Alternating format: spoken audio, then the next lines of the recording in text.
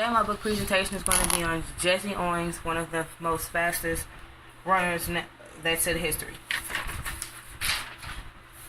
Growing up, Jesse Owens, he was one of the fastest kids in his neighborhood, and he would always amaze his friends with his incredibly fast speed.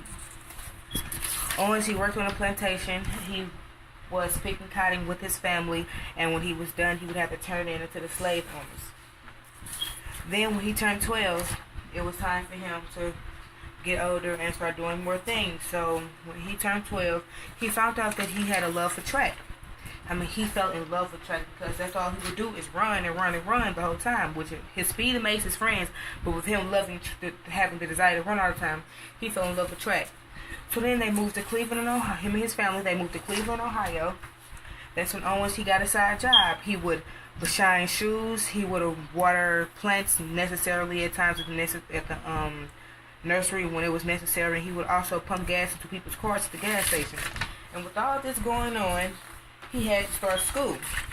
He attended a school in Cleveland, Ohio. At school, he ran for the track team. He fell in love with the track team, but he did have his obstacles, and he had his ups and his downs with this. Now, with his ups and his downs, his major down was that he couldn't pass his one very important class. And with him not being able to pass his very important class, he couldn't run track. So that was devastating to him. So he had a choice to either pass his class, put in all his work so he could pass his class, or he could say, forget it. Forget track. I don't care anymore, and just forget about everything. Now, what did he choose? Did he do it? Did he give up? Did he put in all his effort and everything? You would have to read the book to find out. The theme of this book is always believe in your dreams, put in effort, you will achieve, and never put anything before your education, because education is always number one. I do suggest this book. I suggest this book to people that like to hear about breakthroughs and people's success stories about their life and all that.